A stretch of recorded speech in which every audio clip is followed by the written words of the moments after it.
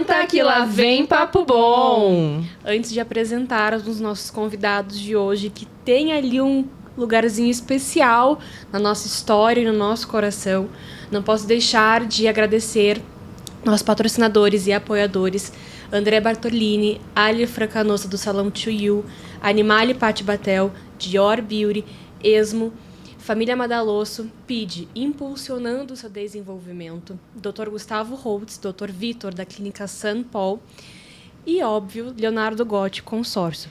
Muitíssimo obrigado por confiarem tanto nesse projeto que foi pensado com muito carinho. E é sempre uma alegria, né? Lembrar desses apoiadores aí que compraram a ideia com a gente, vestiram a camisa e apoiam e patrocinam. Nossa, muito obrigado. E a você que está aí ouvindo e aproveitando desse conteúdo que a gente faz com tanto carinho e que a gente escolhe realmente pessoas que são importantes para nós, no intuito mesmo de dividir esses ganhos que a gente tem com a passagem dessas pessoas e permanência, claro, dessas pessoas na nossa vida e na nossa troca, e dividir com vocês um pouquinho e deixar aí para vocês um pouco de inspiração, um pouco de motivação, um pouco de possibilidades de autodesenvolvimento. E nessa pegada, lembrem, né, ativar as notificações, curtir, compartilhar, dividir também com outras pessoas para que a gente forme uma grande comunidade e esteja sempre em contato com um papo bom. E hoje, aqui, para receber essas pessoas tão especiais, eu diria que meu pai e minha mãe, da psicologia, me emociona até falar deles.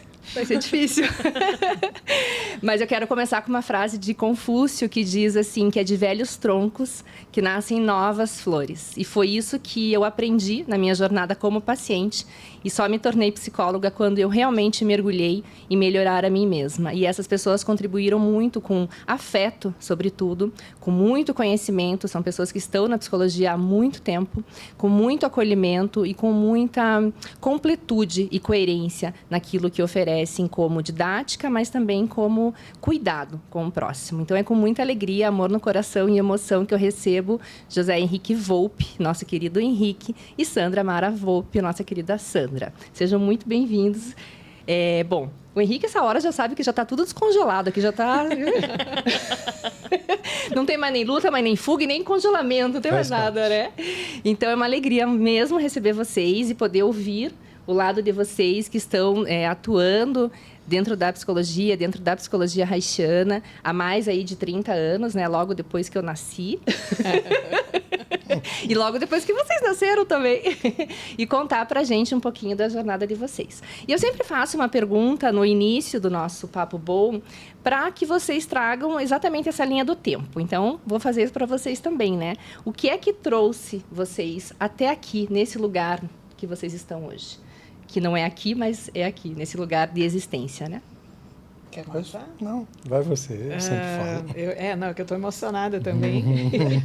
Super agradeço, né, de vocês terem chamado a gente aqui. É uma honra, né, a gente poder trazer a corporal, que não é tão honrada assim dentro da psicologia. Então, é uma honra ser convidado em função da psicologia corporal, que é a nossa... Eu sempre falo, Karina, que a gente não... nós somos o Centro Haitiano, né? Desde sempre eu falei isso.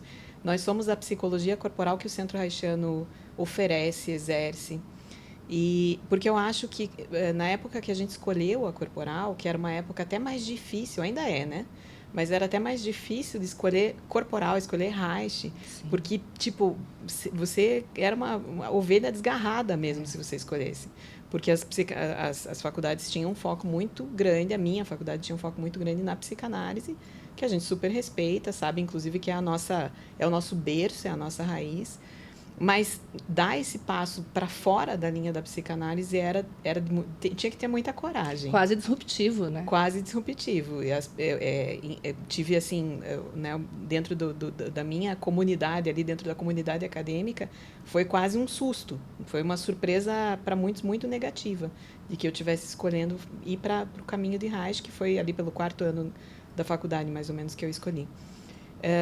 Então, eu acho que nesse sentido é que é uma escolha de vida mesmo, de existência, né? De ser aquilo que você escolheu ser.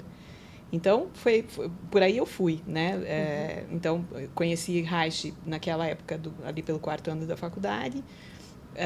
Era tudo muito bagunçado naquela época, né? A gente chamava terapia corporal.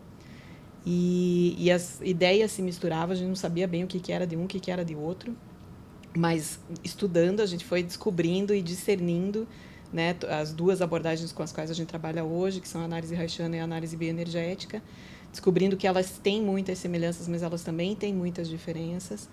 E desde que a gente, né, se dedica para esse conhecimento, o que mais eu procuro ter sempre é o respeito pela abordagem, por quem busca essa abordagem, o respeito por quem não se dá bem com essa abordagem também, porque eu acho que não é uma abordagem para todo paciente, como não é para todo psicoterapeuta, não é para todo psicólogo, e está tudo bem, né? Porque para alguns não é uma competição, faz sentido, né? Não é uma competição. Então, eu, assim, né, ter feito essa escolha tão cedo, antes de sair da faculdade ainda, eu fui fazer uma formação na época, depois prossegui estudando por muito, muito mais anos, né? É mais outra faculdade que você faz para se formar na área. Então, procurei a bioenergética, um pouco depois de já estar formada. E eu digo que faz parte de quem eu sou, não consigo pensar de outra forma.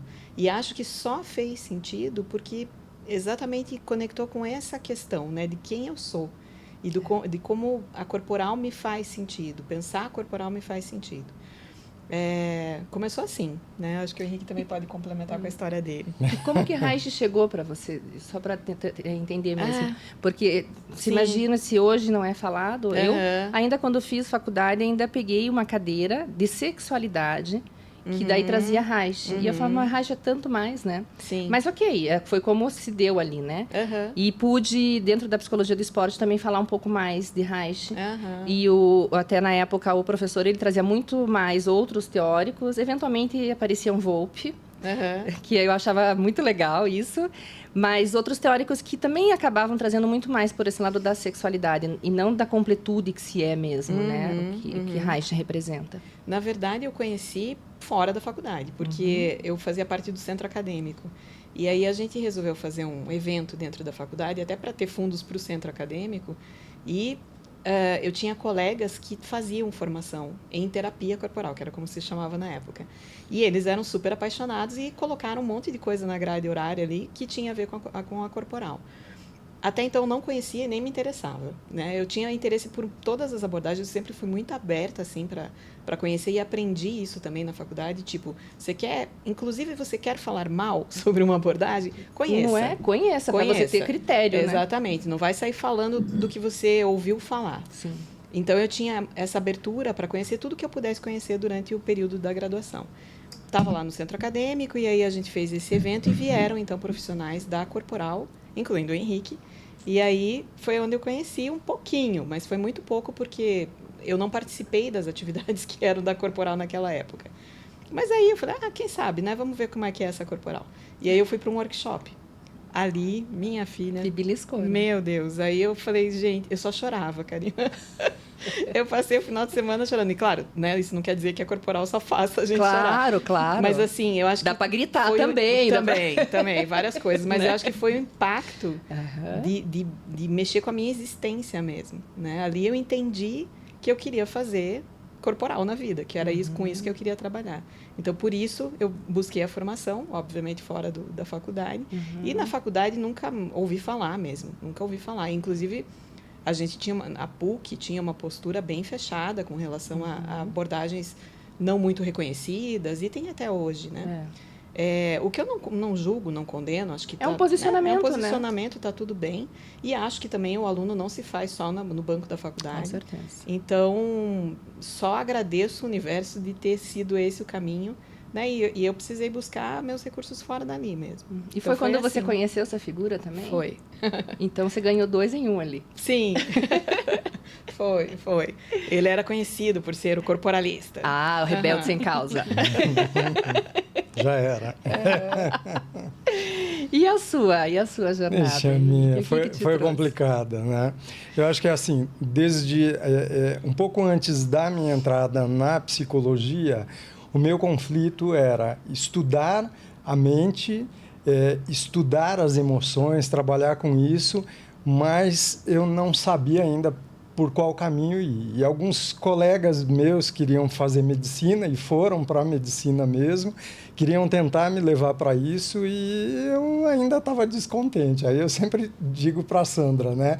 O meu avô, ele tinha alguns livros de Freud e ele tinha lido os livros de Freud. Era uma pessoa muito culta. A Sandra sempre fala isso. Por curiosidade e hobby. É, por hobby. Ele gostava de ler. Maravilhoso. Imagina. Então, ele tinha a biblioteca dele e foi ele quem me apresentou Freud, a psicanálise, e me falava algumas coisas da psicanálise, lógico, né? Do jeito dele também. E aquilo me despertou interesse. E aí meus amigos, faça psiquiatria e tal. E aí eu comecei a pesquisar. Não era isso que eu queria. E eu encontrei algumas coisas. Nos livros do meu avô tinham alguns panfletos que ele recebia sempre de psicossomática. E era da Espanha, porque meu avô é espanhol, né? Então ele tinha alguns panfletos de psicossomática. E eu comecei a ler aquilo e falei, caramba, é isso que eu quero, né? E achei muito interessante. Isso me levou para a psicologia. E aí, na psicologia, lógico que vem aquela frustração, né? Porque o primeiro ano eu só tinha psicanálise e queria entender onde é que está a psicossomática. E eu já olhava para a psicossomática com um olhar de corpo, mente, emoção. E aí eu questionava alguns professores da época sobre isso. Não, é como se fosse assim. Aqui a gente só tem a palavra, mas não tem o corpo. E aquilo começou a me trazer um incômodo muito grande. Quando eu fui para o segundo ano da faculdade, eu tive a disciplina de fisiologia e achei fantástica, porque a fisiologia começava a me dar respaldo para entender o que eu queria na questão emocional. E aí eu questionava os professores sobre a junção da fisiologia com a psicologia e ninguém me dava respostas. E isso era muito frustrante. Aí um professor trouxe um livro dizendo, olha, tá aqui, foi a meu pedido até, e ele tinha um livro de Reich chamado A Função do Orgasmo. E aí ele disse, mostrou, as pessoas queriam saber, quem estava ali, ele falou, olha, eu trouxe isso aqui, você lê esse capítulo que é interessante. O resto não interessa, porque o cara é um louco, é um médico louco, maluco, fez uns experimentos que não tem nada a ver. Claro que aquilo aguçou a minha curiosidade, porque dizer que o cara é louco, maluco e que não tem nada a ver, eu queria saber por quê. Foi só o que você quis saber, né? Exatamente, né? O que é isso, né? O cara tá ali, ele tá indicando alguma coisa. E eu fui atrás do livro, comprei o livro e amei. E foi realmente o que eu buscava dentro da psicologia. E aí eu fiquei muito feliz com aquilo, falei, encontrei o que eu estava procurando, né? E foi um balde de água fria, porque cada professor que eu tentava falar a respeito, e os poucos que conheciam Reich, eles conheciam de uma forma completamente distorcida e pior, eles repassavam isso para frente. O cara foi um louco, o cara ele enlouqueceu, ele foi preso e colocavam Reich lá embaixo. Né? E ficava falando de sexualidade, de orgasmo. Exatamente, era o judeu era uma pornográfico. Orgia, a coisa toda, né? Exato, isso era muito complicado, né? Bom, somado a isso, existia alguns movimentos da corporal na época, isso eu estou falando de 1984, mais ou menos, se eu não me engano. Existiam alguns movimentos na época e tinham aquelas terapias em grupo, isso que a Sandra falou, né? Antigamente era tudo misturado, você não sabia o que era o quê. E as pessoas faziam as terapias em grupo, e as terapias em grupo, elas são muito afetivas, né? O grupo, quando acolhe, tem muito afeto, tem muito respaldo, mas também tem um caminho que acaba desvirtuando, que não é da corporal, mas é do grupo, é de cada profissional também. E isso é muito triste, porque os grupos, eles se formavam, eles ficavam no afeto, e do afeto eles iam para a sexualidade, e isso virava assim, uma banalização geral. Então, eu entrei muito nessa época. Acabei participando de grupos que, para mim, foi muito aversivo isso. Eu dizia, não era isso que eu queria. Né? E eu tive a oportunidade de ir para a Espanha nessa época, fiquei um tempo lá, o que foi muito legal, e foi quando eu conheci o pessoal da Bioenergética, um pessoal mais sério, um pessoal mais velho, antigo, e aquilo me despertou. Né? Mas era tudo assim, isso é Reich. Então, era a Bioenergética que o nome dizia era Reich. Confundia muito, né? Mas, enfim, eu aprendi isso, voltei para o Brasil e voltei com toda a energia. E aí, eu queria saber, eu tenho mais 3 anos pela frente da psicologia, quando a gente vai estudar corporal? Quando a gente vai estudar Reich? Aí eu me lembro que eu perguntei para um dos professores, que era coordenador do curso, e perguntei para ele isso, e ele falou, nunca, jamais você vai estudar Reich aqui. Eu falei, caramba, mas que coisa, né? Bom, enfim, eu fui buscar a parte, né? Fui tentar encontrar profissionais que realmente podiam me dar respaldo. Encontrei pessoas legais, né, no caminho, pessoas muito sérias, pessoas que não comungavam dessa panaceia toda que tinha, né, dessa putaria toda que tinha, e não era isso. E a partir disso, eu fui desenvolvendo o meu estudo com base na corporal e entrei no psicodrama também, porque o psicodrama era o que mais se aproximava da corporal, pelo menos o que eu achava na época ali. Depois eu aprendi muito mais. E aí o psicodrama também me deu um respaldo muito legal, me mostrou o lugar do corpo dentro do processo da psicoterapia corporal. E aí é aquela confusão, porque mesmo gostando da corporal, eu sempre fui uma pessoa que nunca fui contra a psicanálise, a analítica, a gestalt, a comportamental. Eu sempre gostei de estudar tudo. O conhecimento, para mim, ele sempre foi muito bem-vindo. E eu acho que isso fez uma diferença muito grande na minha trajetória profissional. Mas eu gostava de Reich e eu gostava do psicodrama também, e via que era assim, tem tanta coisa para se estudar que é impossível você querer conhecer tudo. Sim. Então, eu escolhi aquela abordagem que eu mais me identificava, que era a abordagem da corporal, justamente para aprofundar o meu conhecimento. E, a partir daí, eu fui aprofundando o meu conhecimento.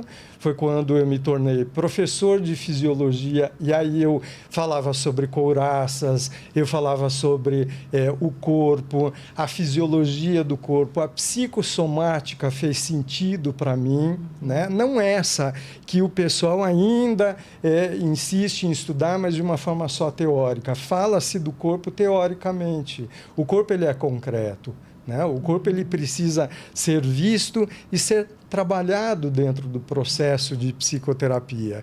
Então, eu fui juntando isso e aí fui desenvolvendo um jeito de trabalhar, né, dentro desse caminho reichiano. E aí, lá na metade disso tudo, acabo conhecendo Federico Navarro, que é uma figura muito importante dentro desse movimento reichiano. E aí, Federico Navarro me ajudou a dar uma organização para esse pensamento todo. Eu estava num conflito muito grande, porque essa discriminação de Reich sem saber era muito complicado. E aí, a partir disso, com o Federico Navarro, ele me deu todo apoio. Um dia eu comentei com ele que eu tinha vontade de fazer um evento de corporal para a gente poder limpar esse nome de Reich, que era muito pesado, né? E ele ficou muito feliz. Ele disse, você tem que fazer um evento de ergonomia, que a ergonomia é um nome que Reich deu para essa ciência toda que ele foi desenvolvendo, né? Aí eu disse, mas eu dar o nome de ergonomia, ninguém conhece, né? Vai ter 3, 4, 5 pessoas, não vai funcionar.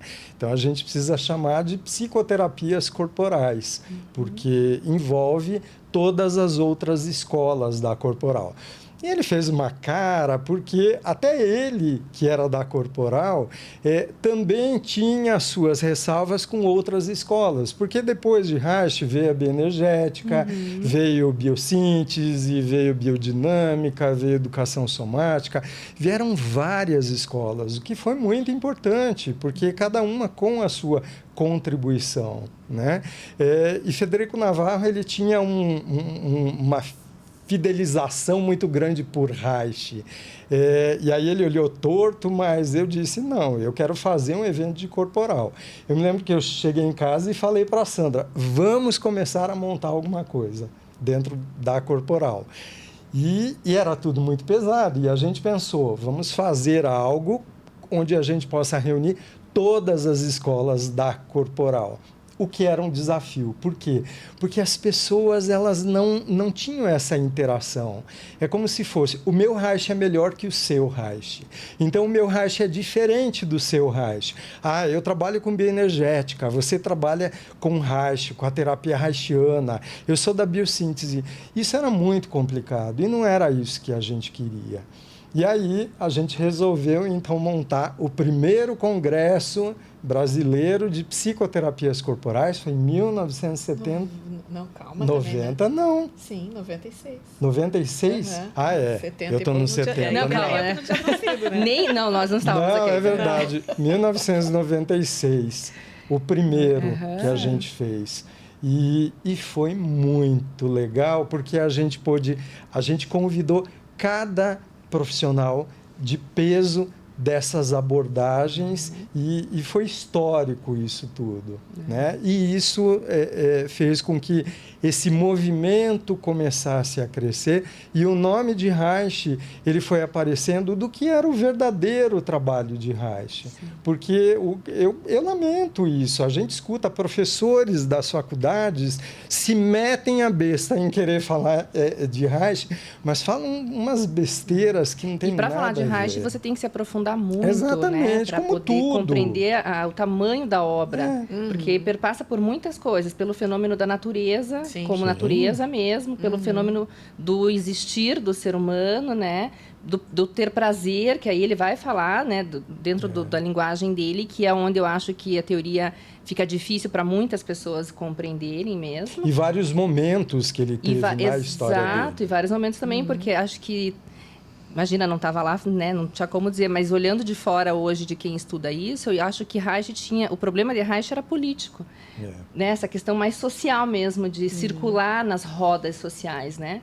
Talvez se ele fosse um cara mais político, ele teria se... exatamente. Porque se a gente pega as outras... Nisso. Eu acho que Freud foi muito bem nesse aspecto político de ser, né? De transitar e mediar ali, estar ali. E a obra acabou se estabelecendo. Talvez, né? Eu palpitando aqui, né, no meu devaneio. Talvez se Reich tivesse sido mais político no aspecto de circular, socialmente falando, tinha se estabelecido de maneira mais popular, vamos colocar assim. Exato. Né? E como que foi esse encontro com Federico Navarro? Porque eu acho que tem a psicologia reichiana, ali toda a obra de Reich, mas aí Federico entra e estrutura e traz para a gente essa possibilidade do consultório. Né? Como que foi o teu encontro com ele? Eu acho que assim, o Federico ele tem uma importância muito grande porque as obras de Reich elas não são tão simples de ler, né? E entender também. E Reich, claro, ele trouxe caminhos, mas tem algumas questões que ele não desenvolveu, como a vegetoterapia, que é o trabalho sobre o corpo, sobre o desbloqueio das couraças. Né? Que eu acho que até procede muito isso que você fala, Karina, porque o Reich ele foi se isolando, né? Ele foi desacreditando das pessoas, mas eu acho que também era da natureza dele ser um cara extremamente interessado por tudo e muita coisa e muita profundidade em tudo. Muita profundidade. Então ele foi se isolando para estudar, pesquisar. Um cientista, né? E aí não fez de fato essa parte social, que eu acho que depois a gente pode voltar nisso, porque eu acho que o Lowen acabou levando o Reich de outra forma para um conhecimento mais popular. Mas a questão é que chegou a esse ponto, né? Dele estar tão enfronhado lá em pesquisar a energia que já quase que não interessava a ele mais uma prática de consultório diferente do que ele fazia, né? Então, foi quando ele passou a tarefa para Ola Hacknes, né? Sim, aí ele passou para Ola Hacknes e Ola Hacknes passou para Federico Navarro, pedindo que, em nome de Reich, Federico desenvolvesse a metodologia para trabalhar o desbloqueio das couraças, que era o trabalho sobre o corpo, porque Reich não fez isso. Não teve tempo, né? Ele descobriu outras coisas, energia, que ele chamou de orgônio, e assim foi. E aí Federico Navarro acabou fazendo isso e foi trazendo isso para o Brasil, e foi quando eu acabei conhecendo Federico Navarro. Em um dos cursos que fui fazer com ele, que era o curso dele, e a partir dali me tornei, então, aluno de Federico Navarro, paciente, supervisionando de Federico Navarro, e aí Federico se tornou o grande pai, né? Porque junto disso a gente já tinha o Centro Reichiano de muito tempo, e quando eu apresentei o Centro Reichiano para Federico Navarro, ele ficou encantado e veio dar aula no Centro Reichiano. Depois a gente resolveu fazer o congresso. Primeiro, Federico veio em todos os congressos que nós fizemos, até ele falecer, ele nunca faltava. A agenda dele, primeiro ele anotava os compromissos com a gente. A gente fechava uma semana e pouco para ficar aqui. Né? E aí ele vinha, uma semana antes ele vinha e ficava em casa, e a gente pôde ter uma proximidade grande, e eu pude aprender muito com ele, porque Federico ele tem alguns livros que você conhece, que os livros têm 70 páginas. Super tranquilos, gostosos de ler. É super bem sucinto, reduzido, sucinto e tal.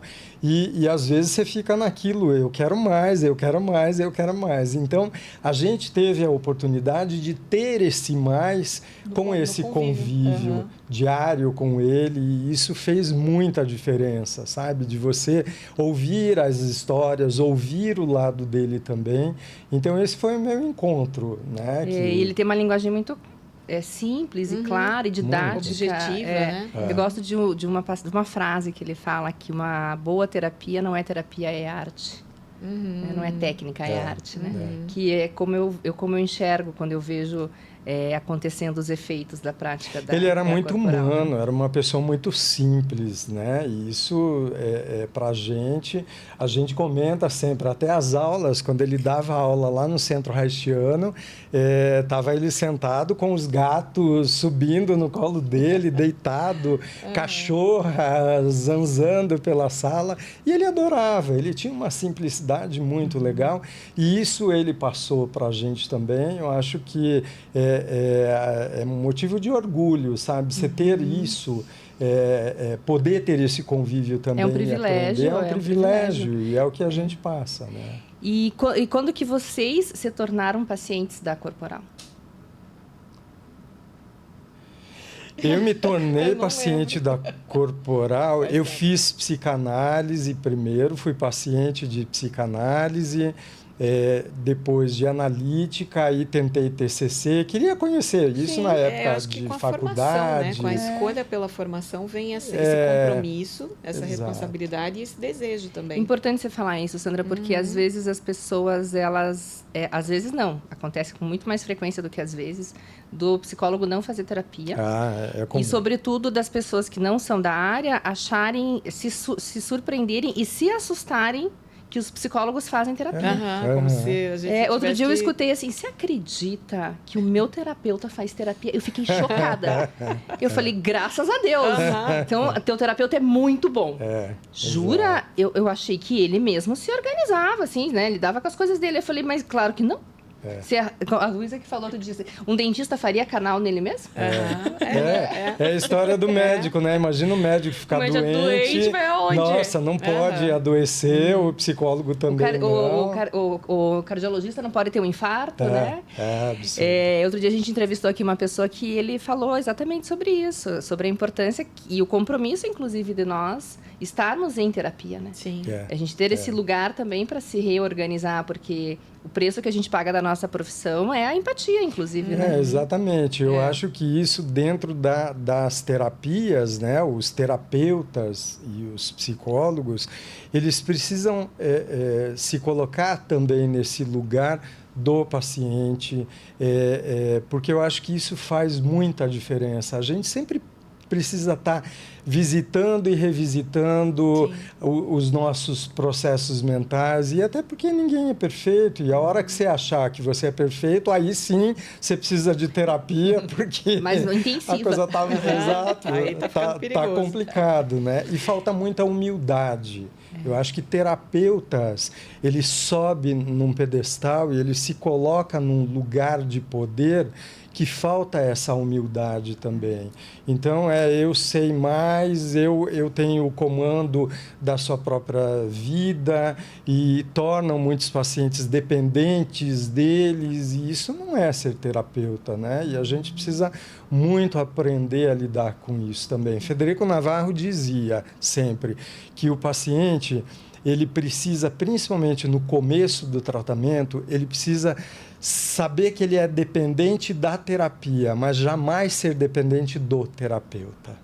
Então, a terapia para ele é importante, para ele poder ter aquele lugar justamente para lidar com as suas emoções, mas não dependente do terapeuta, né? Porque, senão, ele está dependente de um comando de uma pessoa. E isso não pode. Eu achei muito legal isso. Acho que é verdade mesmo. De forma que eu acho que isso de quando que a gente começou, corporal mesmo, foi com a formação. Para mim foi com a formação de corporal. Acho que para você também. Para mim também. E com quem vocês se formaram corporal? Se hoje vocês, para mim, são referência de formação. Com quem vocês buscaram fora alguma escola que já fizesse? Sim. Existia a escola onde o Navarro dava aula, que era em São Paulo. Sim. A bioenergética também estava em São Paulo. Eu fui primeiro para uma cidade do interior de São Paulo, onde estava começando um curso que falava de Reich e análise bioenergética. Não era propriamente a formação que hoje se dá em bioenergética, que é internacional e tem o mesmo modelo, o mesmo currículo no mundo todo, mas eu comecei por ali. Então, fiz esse curso, ele durou 3 anos. E depois tive interesse em prosseguir fazendo a formação internacional, né? Essa que o currículo é comum no mundo todo. Então, aí voltei como estudante para um curso dessa natureza em São Paulo também. E depois não para mais, né, Karina? Porque... Sim, nunca mais. Na minha época, as formações elas não eram dessa forma constituída. Era uma ou outra. Mas a corporal, por exemplo, não tinha nada. Então, a gente trazia profissionais que trabalhavam com isso justamente para ter grupo de estudos, e a gente tinha uma formação muito eclética.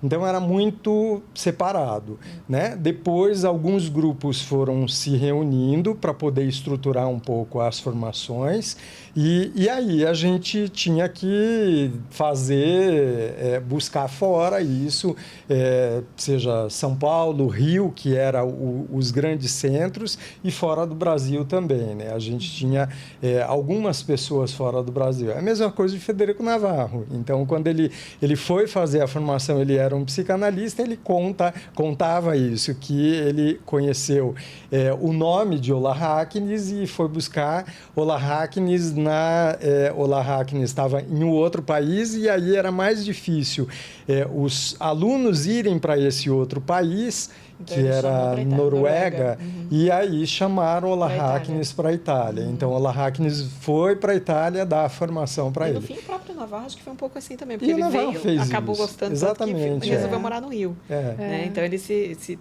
passou muitos anos no Rio. Exato, e aí ele ficava nisso, ele ficava na Itália, na França, vinha para o Rio de Janeiro, para São Paulo, para Curitiba, aí Curitiba se tornou um polo também, então era muito assim. Hoje, a gente tem essas formações mais organizadas. Então, você busca mais essa formação. Mas, na época, era isso. A gente tinha que aprender pela gente mesmo. Pescando os especialistas, que eram poucos. E o interessante é a gente pensar que, na época, a gente não tinha internet, não tinha celular, não tinha essa possibilidade que tinha hoje lista telefônica. E hoje, os alunos, eles têm essa possibilidade de ter e não querem saber de estudar, de aprofundar o conhecimento. Eu, às vezes, fico navegando na internet, olhando algumas coisas, ouvindo, e falo, meu Deus, eu queria ter tempo para passar o dia tem tanta ouvindo, coisa disponível, lendo, aprendendo, conhecendo, né? A gente vê os jovens, eles estão em outras coisas É que eu acho menos que isso importantes. foi uma novidade na vida da gente, né? Ter acesso tão fácil, até mesmo aos profissionais. Às vezes, quando eu estou elaborando alguma, sei lá, um texto, e eu preciso ler uma apostila, não tenho certeza do que eu estou lendo ali, Dá uma revisada, né? eu acabo até procurando o autor e fico super feliz quando me respondem, né? E não é incomum. Já escrevi para terapeutas de bioenergética que eu falei, nossa, o cara não vai me responder nunca, imagina. Sim. E me responderam, sabe? E eu acho que é um privilégio a gente ter vindo de uma geração e estar vivendo em outra. Né? Vindo de um momento social e também estar vivendo o começo de outro momento social.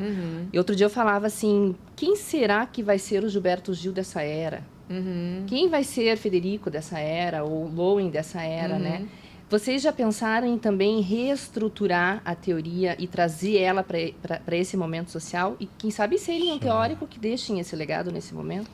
É o que a gente estava comentando dos trabalhos corporais online. Como é que né? porque que como é que eu trabalho o corpo desafio. online? Né? Exato. Quando a pandemia veio, foi muito uníssono, assim, entre os terapeutas corporais que a gente tem contato, esses que estão em São Paulo, que estão no Rio, todo mundo falando, não, a gente tem que esperar isso acabar para voltar a trabalhar com o corpo. E começou a se estender aquilo, né? Que era para ser 40 dias, virou quase 3 anos. Exatamente. E a gente começou a perceber que assim, não dava para esperar.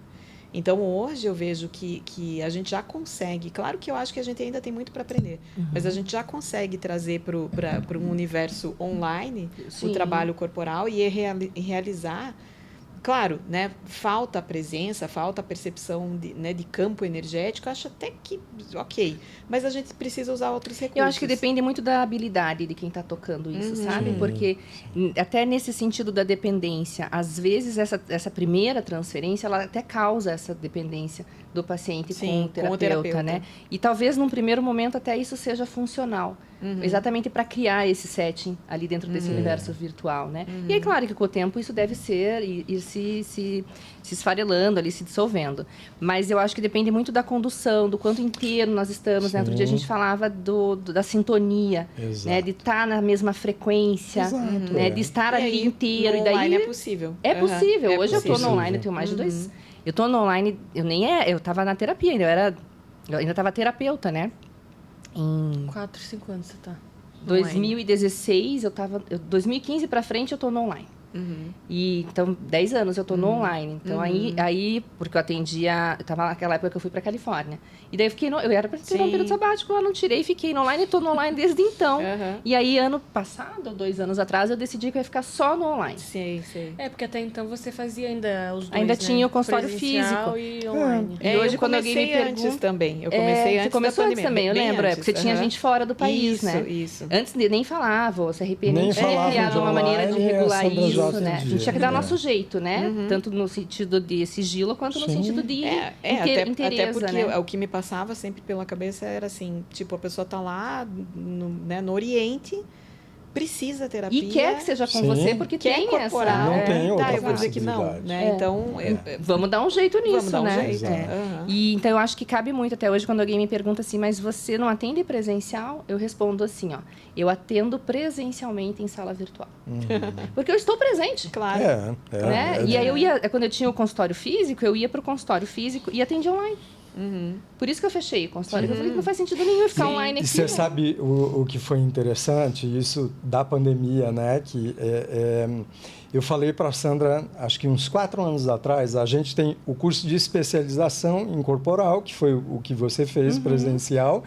E aí, 4 anos antes da pandemia, eu queria transformar o nosso curso em online. Que você já tinha alguns, vocês já tinham ali alguns módulos, alguns pequenos, já tinha. né? A Sandra atendia online, achava interessante, via a necessidade. A gente tinha muitos alunos de longe e de fora do Brasil que queriam fazer nosso curso, que vinham para cá e a gente via o sacrifício.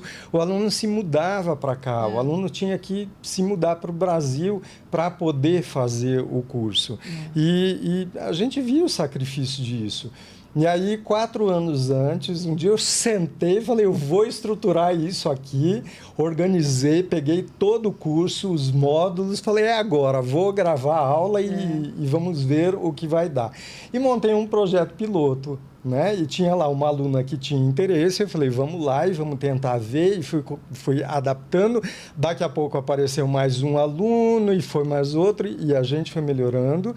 E aí eu fui vendo a importância de transpor esse trabalho que a gente faz sobre o corpo dentro do consultório para o atendimento online. E fui entrando nesse desafio. Quando veio a pandemia, foi um choque para todo mundo e um desespero. E para a gente foi tranquilo. A gente fez o quê? Pegou os alunos do presencial que a gente tinha, passamos para a plataforma do EAD que nós já tínhamos e dissemos, agora a aula vai ser aqui, quando voltar, parar a pandemia, a gente volta, né? E aí a gente acabou não voltando, os alunos gostaram, viram um modelo diferente. Mas também porque criou uma outra característica, e hoje eu vejo claramente isso. Já a primeira turma ficou naquela expectativa de voltar para o presencial, né? Sim, porque é corpo, né? Um abraço de vocês um abraço de milhões. Ficaram esperando durante 2 anos, o que não aconteceu. Mas a turma seguinte, a turma de 2021, ela já tinha pessoas de fora do país, de longe, mesmo dentro do Brasil. E aí a gente foi vendo assim que já não dava mais para chamar essas pessoas para o presencial. Então a gente foi desapegando aos poucos dessa ideia. Que é uma quebra de paradigma, né? Ao mesmo tempo, a gente foi transformando dentro da gente esse paradigma.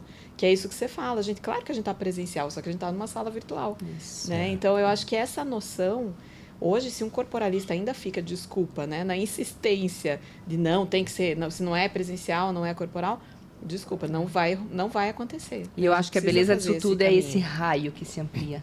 Né? Porque se antes nós poderíamos atender X pessoas em tal lugar, hoje a gente pode falar com tantas outras pessoas em tantos outros lugares. O acesso, né? E a evolução disso, é muito maior. Eu acho que você tem um caminho, é você saber usar aquele caminho. Sim. E essa é uma possibilidade. E o que foi interessante é que eu tenho pacientes de Curitiba que foram para o virtual, para o atendimento virtual, e alguns não quiseram voltar porque perceberam que o atendimento online funcionava muito mais para eles e rendeu e trouxeram coisas para a terapia que eles não tinham trazido, né? Porque tem todo um outro contexto. Isso foi muito interessante. E eu tenho 2 que eu atendo até hoje que continuam virtual, e quando eles vêm presencialmente, eles já quebra alguma coisa, não rende tanto. Isso é interessante. E claro que a gente tem que entender que não é todo mundo que dá conta do atendimento virtual. Sim. Tem gente que não gosta, como aula também. Tem gente que não rende. Ok, é o limite de cada um.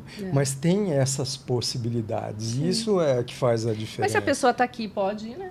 Eu estava falando isso sobre isso hoje com ela. Que ela falou assim, mas você não faria atendimento lá? Eu falei, eu como paciente, jamais. Não consigo, pra mim não funciona. Porque ela não é boba nem nada, que ela quer ir lá comer chocolate. Teve até uma época na pandemia que você sugeriu e eu falei, não, eu faço questão de vir aqui. Sim, porque eu preciso estar cara a cara.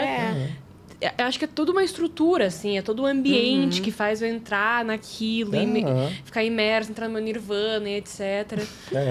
Online eu não conseguiria, porque eu ia me entreter com outras coisas. E tem gente que se sente segura estar em casa. Mas você sabe, Luísa, que a gente fala muito que, apesar de ser o virtual, ele também tem um setting. Sim. E às vezes a gente precisa da ajuda do paciente nesse setting. Tipo, né, coisas que às vezes podem parecer muito básicas para quem trabalha com isso há tanto tempo, mas às vezes não é básico para o paciente, principalmente se ele nunca fez terapia. Então, né, que ele esteja num lugar que ele vai ficar à vontade, que ele coloque lá modo avião para não ficar se distraindo com nada. Então, também essa orientação hoje faz parte, né? Trazer um lugar seguro, num lugar confortável, porque esse lugar, já aconteceu comigo da pessoa abrir, ela está no corredor do shopping. E eu disse, olha, não vamos continuar, né? Porque esse não é o lugar para você estar olhando para você. É claro que às vezes, né? por exemplo, eu já atendi gente dentro de carro, porque assim, tipo, tá cheio de gente na minha casa, isso só tá dá comum. pra ser... Mas o carro tá fechado aqui, mas né? tá sozinho, eu só falo assim, você tá num lugar seguro, pelo amor de Deus. Mas eu acho... Não, e trabalho corporal no carro, se for o caso. Não, a gente dá um jeito. Mas eu acho que, às vezes, até parte também do compromisso do paciente, assim, ó, você arruma uma almofada, que é a almofada que você vai ter para terapia. Teu cantinho lá, avisa todo mundo que tá ao redor. Assim, assada. Então, quando a gente pode ter esses recursos do próprio paciente, eu acho que a gente também tem uma qualidade nisso, que é o paciente se responsabilizar mais. E uma coisa que eu também percebo que acaba tendo um viés de educação, psicoeducação nessa história, é a pessoa também aprender a ter privacidade nesse ambiente. Com certeza. Né? Então, eu me lembro de uma situação que eu tive da pessoa dizer, mas eu não quero fazer online porque eu não tenho... vai ter gente em casa. Mas que tal você experimentar delimitar o teu espaço? Porque você também mora aí, né? É tua casa também. Nem que seja dentro do carro. Já é um desafio. Já passa a ser também um objeto de olhar terapêutico, né? Inclusive, puxando um pouco disso, que eu ia comentar, é que eu escuto ainda muitas vezes, como assim, tem mais abordagens na psicologia? Porque às vezes fala assim, nossa, deveria talvez, já tentou fazer TCC, psicanálise... Como assim? Não tô entendendo. E quando eu falo que eu fazia psicoterapia haitiana, o que é isso? Mas falam muito reiki, né? Mas você fica deitado e meditando? Então, eu queria que vocês explicassem o que, de fato, é a psicologia corporal haitiana, como que funciona isso, para desmistificar o que são as couraças, né? Eu gosto de usar a frase que você até fala bastante, que é um estado que Reich falava, né? Que um estado de saúde mental plena é ter prazer sem nenhuma inibição. É sentir prazer sem... Para mim, isso define tudo. Sentir prazer sem nenhuma inibição. Sim. Que são vindas dessas couraças, né? Então, explica para nós um pouquinho o que é, como se dá e o que seria esse lugar de prazer sem inibição. E para não perder exatamente essa frase que você coloca, já vou falar algo sobre isso, que é que o nosso caráter, a forma como a gente funciona com as couraças, é um outro jeito, todo torto, todo atrapalhado, da gente também querer sentir prazer na vida. E quando a gente fala desse prazer, é básico da sobrevivência do ser humano, né? Eu preciso evitar a dor e garantir a minha sobrevivência. Então, desde esse prazer mais básico, que é só de estar vivo, de se sentir aqui nesse corpo, até um prazer mais elaborado nas relações e por aí vai. Mas o que é bacana de Reich, que daí eu acho que tem a ver assim com uma visão de homem, uma visão de ser humano mesmo, é que, independente, a gente pode estar todo encoraçado, todo atrapalhado nas nossas defesas, mas ainda assim a gente vai estar procurando o melhor para a nossa sobrevivência. Né? Isso é muito positivo na teoria reichiana, na abordagem reichiana. Né? A couraça, o caráter, por mais comprometido que ele seja, ele não é uma doença. Né? Ele é uma maneira de funcionar ainda procurando o que a nossa natureza buscaria, que é uma autorregulação, o prazer, a autorregulação.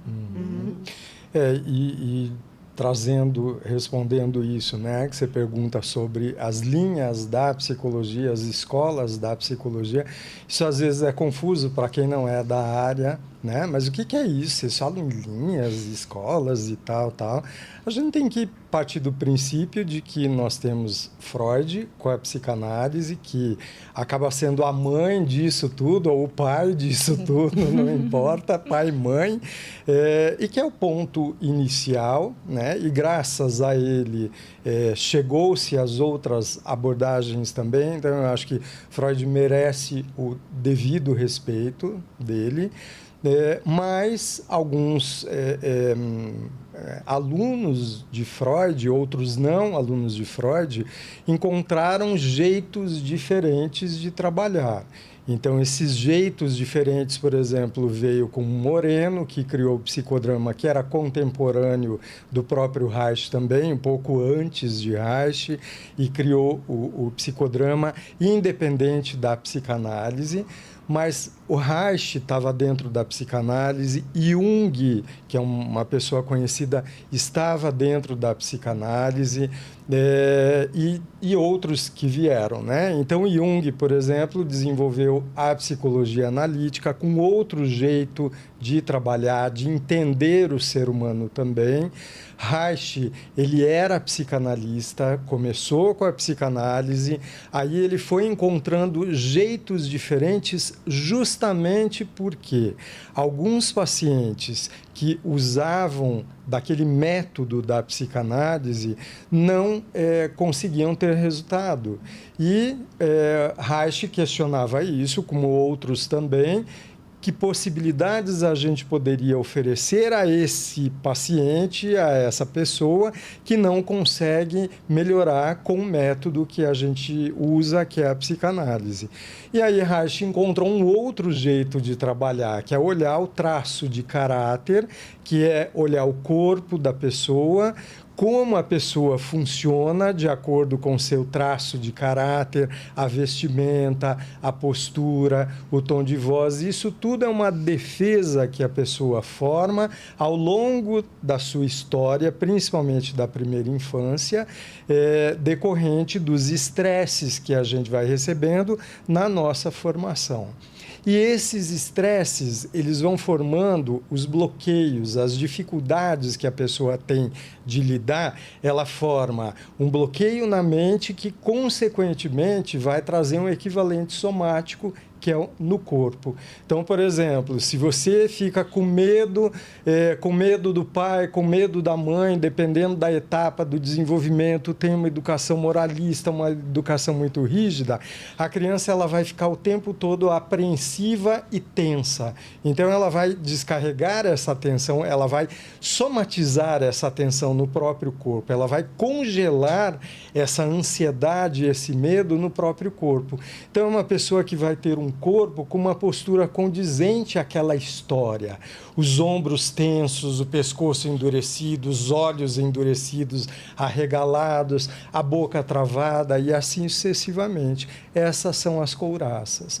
Então, a gente tem a couraça psíquica, que é aquela rigidez mental, emocional, e a couraça física, que é a neurose congelada no próprio corpo. Esse seria o princípio da psicossomática, que infelizmente a psicossomática ela vai trabalhar só o processo analítico, mas Reich mostrou que não basta você só tornar consciente o seu conflito emocional. Você precisa também soltar pelo corpo. Então, o corpo é uma das possibilidades de você chegar a esse inconsciente. Então, um corpo livre, um corpo harmônico, um corpo que não tem couraça, é um corpo que permite que a sua energia circule livremente. E aí a gente consegue ter uma vida mais saudável, que é o que ele chama de pulsação energética. Então, a proposta de Reich era essa. E aí, assim, depois de Reich veio Lowen, modificando algumas coisas e com outras propostas também, e outros autores. Então, quando a gente indica a psicoterapia para alguém, claro que você também tem que saber com qual abordagem essa pessoa trabalha. Nós que trabalhamos com o corpo também, somos da corporal, isso não significa que a gente só vai fazer o trabalho sobre o corpo do paciente. Tem paciente que você fica anos e você não faz o trabalho no corpo, mas você trabalha toda essa dinâmica energética, você aponta isso para o próprio paciente, aguça essa percepção. Mas nós sabemos que quando a gente vai trabalhar sobre o corpo, com o protocolo que nós temos para isso também, isso faz muita diferença.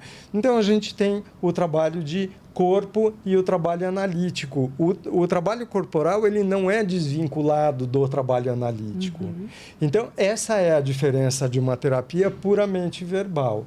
Agora, dentro das terapias verbais, você vai ter terapias e terapeutas diferenciados, porque você pode ter uma proposta de terapia onde a proposta é um terapeuta mais passivo, Mas o terapeuta, ele tem uma abordagem diferente. Ele se comunica mais, ele fala mais. Um exemplo disso é a psicanálise, que é uma terapia verbal, que alguns psicanalistas são inteiramente calados. Muito pelo jeito deles, né? Claro que usa um pouco da abordagem, mas outros, eles têm uma interação. Aí você vai dizer, mas eu fiz psicanálise com uma pessoa que ela tinha uma interação, ela falava, ela comunicava. Não, o meu psicanalista nem estendia a mão para me cumprimentar.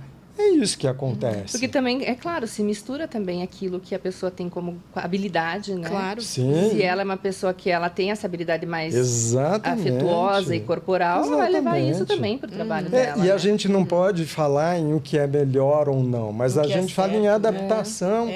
As pessoas se adaptam àquilo. Eu não gostei. É como terapeuta. Eu sempre digo para os meus alunos também, olha, o paciente ele tem que ter afinidade com você, ele tem que ter uma identificação também com você para a terapia funcionar. Tem que ter esse vínculo. Se o paciente não vai com a tua cara ou você não vai com a cara do paciente, não tem terapia, não adianta. Então é o jeito. Né? Eu, por exemplo, tenho um jeito muito afetivo, abraço, e às vezes o paciente chega a primeira vez, eu vou dar um abraço, meu Deus, a pessoa já me olha de cara torta e depois não volta na outra sessão. Hein? E eu percebo que é assim, foi o meu abraço, mas é o meu acolhimento para essa pessoa. Então, claro que eu me seguro também. Então, na medida do possível, estendo a mão e tal, mas eu tenho um jeito de funcionar que, para mim, quando o paciente ele é muito frio, é muito distante, para mim não funciona, não dá certo. Então, eu também tenho os meus limites como terapeuta e não vou atender essa pessoa. Né? Eu sempre digo, olha, Federico Navarro dizia isso, lembra? Você precisa amar. Ele falou para Sandra isso uma vez em casa. Falou na aula. Foi na aula? No meio da aula. O que ele disse? Ele disse, o terapeuta precisa amar seu paciente. Eu concordo. Né? É uma relação de amor. Eu acho muito bom vocês falarem disso, porque eu vejo outros psicólogos muitas vezes falando mal de condutas de profissionais, mas não entendem nem do que se trata uma abordagem. Como é que a pessoa vai julgar algo que ela desconhece, né? Não sabe nem se é Reich ou se é Reiki. E aí ela está avaliando a conduta daquele profissional. A conduta daquele profissional ela vai ser adequada se fizer sentido para aquele paciente. Isso. Sim. E eu concordo plenamente. Se não tiver amor... acontece do paciente vir achando que é Reiki. Jura que é Reiki. Que é Reiki. Daí a gente vai fazer alguma coisa de imposição de mãos. que ok, também vem de uma teoria lá, né? Mas não tem nada a ver uma coisa com a outra, né? Tem que ter um respeito. Claro. Eu acho que aí o profissional, ele não conhece a outra abordagem, ele não respeita a outra abordagem, ele acha que a dele é a única. Eu adoro, eu muitas vezes encaminho o paciente, vai para TCC, vai para psicanálise, e eu acho que isso é muito legal. A gente vê mais esse preconceito, essa generalização, tipo, o que você faz? Fica meditando em nos colegas. Nos colegas. Mas isso do que nos pacientes, porque o paciente realmente não tem obrigação de saber, né? Ele só tem que saber que está fazendo bem, que ele se sente confortável com aquela pessoa. Tá tudo bem. Exatamente, né? Ela nem tem que saber qual é a abordagem, porque eu acho que cada paciente, no fim das contas, desafia a gente a modelar, a modular a técnica. O conhecimento. Né? Não dá nem para falar de técnica, porque eu acho que nossa área não é técnica nesse sentido. Né? Mas tem que modular a sua prática. Isso. Porque para alguns vai funcionar, para outros não vai funcionar. E não é porque não funciona. Por exemplo, o Henrique falou isso do abraço, do beijo. Eu tive uma paciente tempos atrás que quando eu abracei, não foi na primeira sessão e nem assim, saidinho como o Henrique costuma ser. E eu... Mas eu dei um beijo e percebi que ela ficou muito incomodada. Ela estava indo embora. Na outra sessão, eu resolvi começar falando disso. Eu falei, eu senti que você ficou incomodada. Te incomoda? Ela falou, me incomoda. Não me abrace mais, né? Tudo bem se a gente não der abraço e beijo. Vamos tudo tocar. Bem. E, gente, até hoje, não rola. Não. Mas sabe que isso foi o que me ganhou. Porque eu não sou do toque físico. Não, o que te ganhou foi que eu te levei lá na portaria. Eu fiz ela me levar na portaria, pouca vergonha. E aí o nosso querido respondeu assim, pai e mãe só enche o saco, né? Eu falei? Ali ganhou a Luísa. Eu falei, por isso que ele é meu professor, entendeu? Ele me abraçou, só que eu não sou essa coisa do afeto, de... É assim, você que não sabe. Não, eu não sou. Porque não é costume lá dentro de casa, não é costume. Se eu chego para ela e falo assim, não tem dinheiro? Eu falo, mas eu não quero. Aconteceu isso ontem à noite. Ontem à noite. No nosso Senta, porque o Senta vem desses encontros diários que nós temos na noite, em que elas vêm pro meu quarto contar Sim. as histórias delas, né? E elas estávamos todas recolhidas. E aí, daqui a pouco, vem as duas, assim, de mansinho e tanã! Elas e os gatos. E pularam na minha cama. Eu falei, não tenho dinheiro. É um assalto, praticamente. Eu falei, não Já quero veio com nada de interesse. você. Eu fiquei pensando, o que, que elas vão pedir, né? Olha Mas só. no fim não era só um colinho mesmo. Mas Foi porque ali que eu aprendi a... Talvez eu tenha que dar 5% às vezes. Pra conseguir A gente receber dá 10. afeto, mas cada um à nossa maneira. Claro, cada um do seu jeito. E a gente tem É o uma limite. sociedade que fala muito que a pessoa tem que ser extrovertida e que ela tem que ser afetuosa. E afetuosa tem que gostar de abraçar e dar Mas abraço. daí se abraça é pouca vergonha, você tá se insinuando, Tá muito então é dada, complexo, É né? complexo, é complexo. Mas eu acho, a gente modula a nossa prática. E isso é um absurdo para muitos terapeutas e psicólogos, principalmente, quando, nossa, imagina você abraçar o paciente. Eu me lembro de Federico Navarro, a primeira vez que eu conheci Federico Navarro, ele estava de braços abertos, me olhando. Querido, né? Ele pra era me italiano, receber. né? Imagina um italiano que não abraça. Baixinho, miudinho, Napolitano. e ele com os braços abertos, e ele me abraçou e me deu um beijo, assim, de boas-vindas. Aquilo fez muita diferença na minha vida. E eu penso muito assim, quem vai no meu consultório vai com um sofrimento emocional. A gente não vai sorrindo, a gente sempre tem um problema. E quem tem dor tem pressa e quer colo, né? E você quer, né? Você quer ser ouvido, ser entendido. E eu acho tão respeitoso a gente abraçar a pessoa, claro, dentro dos limites Mas também. aquilo às vezes é o que falta e ela nem sabe que falta aquilo. É a tal da falta, né? Eu já tive muitas pessoas que depois iam pelo voltaram. Que daí não iam pela sessão, iam pelo abraço. Muitos, e principalmente homens. A minha clientela, 80% da minha clientela é homem. De um homem que E você vira e atendeu. mexe, eles falam, cara, E ele o falou teu pra todo mundo abraço, ouvir. É um abraço de urso. é o abraço que eu sempre quis ter do meu pai e eu nunca tive, e isso fez muita diferença. Olha lá, eu. E é isso, e isso é importante. Eu tenho um papel E extremamente ali, importante, né? eu tenho um papel que é um papel que ele permite a transferência do paciente. Às vezes, alguns alunos perguntam, mas isso não é você dar vazão a uma transferência do paciente? Sim, mas eu sou terapeuta e muito bem treinado para lidar com isso. Né? É o meu papel lidar com isso. Por isso que é extremamente importante o psicólogo ou o terapeuta fazer terapia. Exatamente. Porque é nesta terapia. hora da Sim. supervisão ou da sessão de terapia, como a pessoa estiver lá fazendo, que ela vai levar, olha, aconteceu determinada coisa que me pegou. E vai trabalhar isso no seu próprio processo, né? Sim. Com certeza. Super importante. E aí, como é que vocês se encontram, então, nessa jornada como casal e psicólogo com psicóloga? E Reich com Lowen. Reich com Reich, depois Reich. Não, Lowen, Reich, Reich, Lowen. Porque Você eu sabe que comecei eu acho que a coisa mais na inusitada... bioenergética. Eu vou começar por essa última pergunta. Eu acho que o mais inusitado disso tudo é realmente o Henrique ser reichiano e eu ser bioenergética. Tá. Porque, assim, a terapia reichiana, ela tem uma metodologia, né? Ela dá uma segurança metodológica para o terapeuta que seria a minha cara, se fosse Traz aquela visão geral da coisa, né? E o protocolo, o né? protocolo. Isso. E eu sou muito metódica em muita coisa. Então, teria sido o meu caminho. Eu não sei por que a gente escolheu desse jeito. Mas aí, enfim, né? Quando a gente entendeu... Porque, como a gente falou já algumas vezes aqui, no começo era tudo uma grande mistura, a gente não sabia o que era Reich, o que era bioenergética, nem mesmo na Espanha, né? Você percebeu essas diferenças. Mas quando a gente foi encontrando esse discernimento, a gente resolveu por uma questão logística. Assim, o Centro Reichiano precisa oferecer mais do que uma abordagem só. Então, cada um vai estudar uma, beleza? Você vai fazer isso aqui, você vai fazer isso aqui. A escolha foi assim, te juro. Né? Entendeu? Aprofundar mais Você vai pra Vegeto. Precisa de mais uma abordagem no nosso instituto. Henrique Tá muita análise. Né? Henrique vai para Vegeto, eu vou para bioenergética. Ok, né? Ok, a gente sabia já um pouquinho mais do que era uma do que era a outra. Mas se a gente tivesse se aprofundado, eu acho que teria sido mais óbvio eu escolher a Vegeto e o Henrique escolher a bioenergética. Porque Henrique é muito expansivo, é muito criativo. Eu não sou muito criativa. Ok, né? Cada um fez o seu caminho e, no fim das contas, eu acho que isso foi muito bom para o caráter de cada um, porque o Henrique focou e eu expandi. Porque a bioenergética também me solicitou isso, me solicita isso.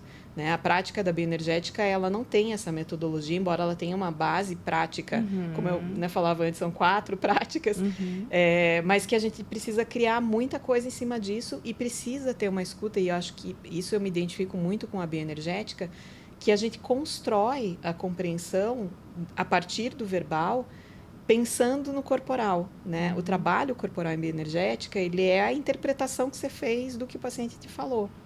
E às vezes você vai levar para o trabalho corporal e vai funcionar super bem, às vezes não, às vezes você nem leva e está tudo bem. Eu acho que isso não foge muito, e até voltando um pouco no que a Luísa comentou antes, sobre as pessoas não saberem o que faz cada abordagem. No fim das contas, a abordagem ela vai ser sempre um pano de fundo, seja ela qual for. Mas a prática, realmente você constrói com o teu paciente, com aquela história singular que está ali. A tua compreensão vai ser singular e até o trabalho corporal. Porque às vezes a gente faz coisas com um paciente e fala, nossa, que legal que foi isso aqui. Aí você quer repetir com outro e não dá em nada. Porque realmente não é para fazer reprise. É que não tem de novo. Não tem como. E às vezes nem com aquele mesmo paciente, não volta nunca mais. Aquele momento é muito único, né? Muito único. Então, acabou que a gente fez... Isso quando a gente já estava fazendo a escolha, né? Mas você perguntou sobre como a gente se tornaram um casal, então, né? Eu comentei antes que eu fazia parte do centro acadêmico e a gente fez esse evento que a gente quis trazer a corporal. Foi quando eu conheci o Henrique Você dava um curso Os Ritmos do Corpo, né? Que ele falava da fisiologia, né? E era encantador. Até hoje eu me encanto muito com o Henrique falando da fisiologia, porque tudo aquilo que a gente aprende da fisiologia na faculdade, realmente você guarda no fundo do baú, num bolsinho escondido, e não usa mais. Mas ele consegue dar essa visão da fisiologia útil a um psicólogo. Isso. E ali eu conheci, né? Eu conheci o Henrique nesse evento, mas não foi ali que a nossa relação começou. Acho que foi aqui 1 ano depois, alguma coisa assim. E... Enfim, eu nem sei. Porque aí eu fui convidado para isso, depois você foi para um workshop, aí foi se aproximando e tal, e aí a gente... Por quê? Porque teve uma sintonia. A Sandra, ela era muito Caxias, era aquela aluna... admirável pelos professores também, né? Então, se olhava para ela, a organização dela, o foco dela, o conhecimento que ela queria ter, e era encantador. Então, ali veio o encanto de você olhar, né? Eu era formado, acho que há 4 anos, não menos, muito, acho que menos, 3, 4 anos. E então também era assim, era como se fosse muito próximo, né, de colegas. E quebra uma solidão nesse lugar da corporal também, né? Porque quantas pessoas vocês conheciam que estavam nesse lugar? Pouquíssimas. Pouquíssimas. Faz-se também uma parceria. Né? E ela também tinha esse desejo de pesquisar, de buscar, como eu também. Eu sempre fui muito expansivo para isso e gostava muito do conhecimento. Então a gente se encontrou ali, foi um encontro mesmo e a coisa aconteceu e vamos lá, né? E aí a gente resolveu partir dessa. E organizando o Centro Haitiano, que é o nosso primeiro filho, né? A escolha foi feita assim. Vamos ter 2 abordagens no Centro Haitiano para a gente oferecer para as pessoas. E cada um foi estudar a sua parte. E aí vocês já tinham passado pela experiência da clínica, ali do consultório, até entrar e formar, né? Estarem juntos daí nesse projeto. Quando a gente casou, o Henrique era... Eu estava me formando. O Henrique já era formado, então ele já era... Do meu ponto de vista de estudante de psicologia, ele era o cara já... Ele era um veterano, Ele era o veterano, ele era o experiente. E aí... Era o cara já. Amor. Bom, enfim, aí a gente resolveu fazer o Centro Haitiano. A gente começou trabalhando juntos numa outra clínica, eu fiquei pouquíssimo lá. Foi a clínica onde a gente teve a nossa primeira formação. E aí ficamos super pouco e resolvemos, então, constituir o Centro Haitiano e saímos sozinhos, os dois, com uma mão na frente e outra atrás, e vamos fazer o Centro Haitiano. Um diploma e um sonho. Um diploma, um sonho, uma salinha para dividir para os dois, como eu estava te contando. E funcionou desse jeito. Aí logo a gente criou desde muito cedo um compromisso com a divulgação das ideias de Reich. apesar de Reich ser um cara de natureza mais fechada, como você lembrou antes, Karina, ele tinha muito esse intuito de que as pessoas conhecessem o trabalho dele, não por ele, mas para melhorarem, para serem pessoas melhores, né? Eu acho que isso é um legado extremamente importante de Reich, que a gente conheça e respeite. E como a gente pode mudar a nossa força a partir da frequência, né? A partir da nossa autorregulação. Né? Então, desde o início, a gente pensou, bom, então vamos começar a ensinar as pessoas a corporal. E logo a gente começou o curso, né? Sim. O Henrique, basicamente, que dava todas as aulas, porque eu ainda estava, né, começando na área e tudo mais. Então, a gente começou já com a formação. Um ano, 2 anos depois do Centro Reichiano estar formado, a gente fez o primeiro congresso, que é esse que o Henrique contou antes. Que vai ter agora, nesses próximos dias. E isso, né? A gente está indo, né, para o 30º ano, 28º congresso por causa da pandemia, 2 anos que a gente suspendeu o congresso, exatamente porque o congresso, a gente não quis passar ele para o online, porque eu acho que realmente o que acontece no congresso, que sempre aconteceu ao longo desses 28 anos, 28 edições do congresso, 27, né, até o ano passado, é muito poderoso, é muito potente o encontro. Então, a gente não quis abrir mão disso por uma necessidade nossa, por um desejo nosso. Não sei se, de repente, para o futuro a gente não vai acabar também migrando para online, mas, por enquanto, ele é presencial, né? E a gente vai ter ele agora no começo de julho. Acho que faz muito sentido ele se manter presencial. A gente percebe assim o quanto é bom, mesmo para as pessoas que estão se encontrando online no curso, como é bom se ver, se tocar, esse momento, né? Ter esse momento de presença física mesmo. Isso faz diferença. Então, assim, tem sido mantido. Mas tudo isso num compromisso muito de divulgar. E por isso também a gente fez essa tentativa que acabou dando muito certo, de que não fosse um congresso reichiano, e sim um congresso da corporal, né? Das psicoterapias corporais. Porque além, né, Luísa, disso, da pessoa não saber, por exemplo, os pacientes não necessariamente sabem que existe a psicanálise, a analítica, o psicodrama corporal e por aí vai. Imagina eles pensarem que dentro da corporal, dentro da reichiana, ainda tem mais um monte de subescolas. Subpossibilidades ali, Subpossibilidades. Né? Então, a gente congregou isso no congresso e tem sido uma experiência super boa. Perceber o quanto que as pessoas, no fim das contas, descobrem que elas podem se respeitar umas às outras. E o casamento entrou nisso também, né? Porque aí fez uma casamento da teoria, da psicologia mesmo, com o afeto em cima disso, né? Foi por aí. Muito legal. E na construção da família, quando que vieram as crianças? E sobre quais características mesmo que são bem particulares, né? O que você gostaria de contar pra gente sobre isso? A gente resolveu ali pelo ano 2000, começo dos anos 2000, a gente resolveu que a gente queria ter filhos. E tentamos, eu sempre pensei assim, se a natureza me der sinais de que o caminho não é natural, tá tudo bem, né? Então a gente tentou, a gente nunca forçou muito a barra, né? A gente percebeu que não respondíamos a uma gestação. Então, não aconteceu e aí a gente partiu para adoção. Mas demorou, né? Foi um processo. Até tentar ver que não funcionava e tudo mais, a gente passou por um processo. Foi para investigações, aquela coisa toda, né? Investigações médicas e tudo mais. E aí, em 2009, eu acho, ou 2008, a gente resolveu, a gente optou definitivamente pela adoção. O Henrique tinha por ele já tinha sido antes, eu ainda segurei, fiquei meio reticente, com muitas dúvidas. Eu atendia crianças, achava a adoção um processo complicado. Mas em 2008 a gente decidiu e em 2009 a gente fez o processo de preparar, né, nos preparar para a adoção e preparar toda a parte burocrática, de documentos e entrevistas e curso, disso, daquilo. Então a gente se preparou. Coincidentemente, foram 9 meses que a gente ficou nesse preparo mais intenso da adoção. No 8º, 9º mês, a gente soube que tinham 2 crianças que precisavam ser adotadas. E foi muito coincidência, assim. Eu acho que o universo realmente traz... Me arrepia. O universo traz as coisas como elas têm que ser. Porque eles eram irmãos, né? E nem todo mundo quer adotar irmãos. E nem todo mundo quer adotar crianças mais velhas. E a gente tinha, por coincidência, a gente estava num grupo, no nosso curso de adoção, a gente estava num grupo de pais que preferiam a adoção tardia. como nós, né? A gente realmente estava se candidatando para adoção tardia.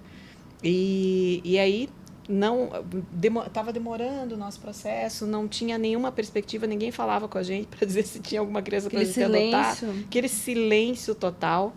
E aí o Henrique tinha uma colega no doutorado que tinha uma filha que era assistente social em Santa Catarina e sabia, né, conhecia a nossa história. Ela nem nos conhecia, mas ela sabia por causa da mãe dela que a gente estava esperando para adotar, que era adoção tardia e tal. E ela trabalhava nessa área de adoção, de vara de família. E ela recebeu uma mensagem de uma outra assistente social dizendo, gente, tem 2 crianças. Não, primeiro tinha 5.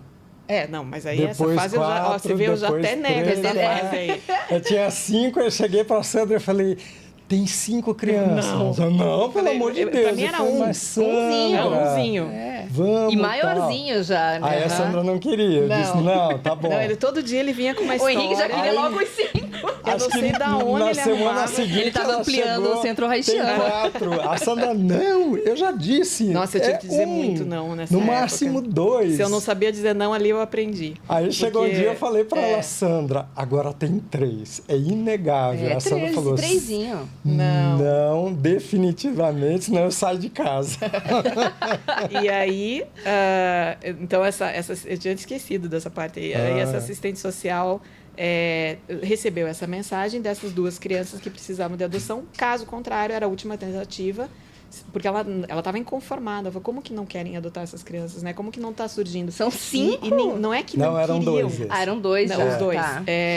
A questão é realmente a falta de encontro entre pais e crianças para adoção. E é curioso, porque dizem que quando eles são mais crescidinhos é mais fácil.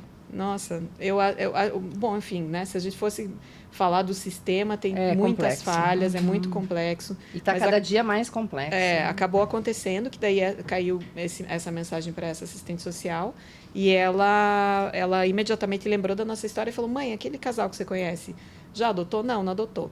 Aí a gente se encontrou, né? Então, claro, teve toda uma tramitação antes disso para que tornar viável o encontro mesmo, né? Mas foi tão triste isso, porque eu acho que, assim... Eles iriam para adoção internacional. É uma coisa muito energética, né? Porque eles estavam indo para adoção internacional porque não tinha família disponível a isso, para querer adotar. A gente não é que não queria... tinha, né? Tinha, mas não tinha comunicação. Não tinha comunicação. Era muito falho essa comunicação, né? E o que foi mais frustrante para a gente foi o dia que ela me ligou falando das crianças, se a gente tinha interesse, porque a gente tinha, o menino ele tinha acabado de completar 8 anos e a menina 4 anos. E aí ela queria saber se tudo bem, podia tocar esse processo. Eu falei, sim, a gente tem interesse, né? Porque tem aproximação, fotos primeiro, para você ver. Aí ela pediu o número do processo de habilitação, porque você é habilitado... Você passa, né? por também por critérios, né? Você passa, tem a habilitação, tem o certificado, você vai para uma lista nacional, que você está habilitado. E aí eu passei o número para ela do processo, e ela falou, não, vocês não estão habilitados. Eu falei, como não? Faz 9 meses que a gente fez o curso e está esperando. Tipo assim, o bebezinho não encaixou ainda, né? Vocês não estão na lista nacional. Por isso que era aquele silêncio, né? E aí eu falei, faço o quê? Você tem que ir até a vara da infância, da família, e verificar isso com a assistente social. Infelizmente, na época, quando a gente fez a entrevista com uma pessoa que... não era das melhores, né? É uma pena isso. E aí ela simplesmente esqueceu de colocar o nosso nome na lista. Dá prosseguimento. De seguir com isso. Eu fiquei muito bravo. Eu achei isso, uma irresponsabilidade muito grande. Sim. Enfim, nada é por acaso, porque isso acontece e tal. E aí ela colocou... imediatamente deu certo, aí a pessoa viu que a gente estava pronto para isso, estava tudo certo, e aí trocamos fotografias. Né? E os xeroquinhos. Né? Aí trocamos as primeiras fotos, a gente mandou, ela pediu para a gente mandar para as crianças, para eles poderem ver se eles queriam nos conhecer. Claro.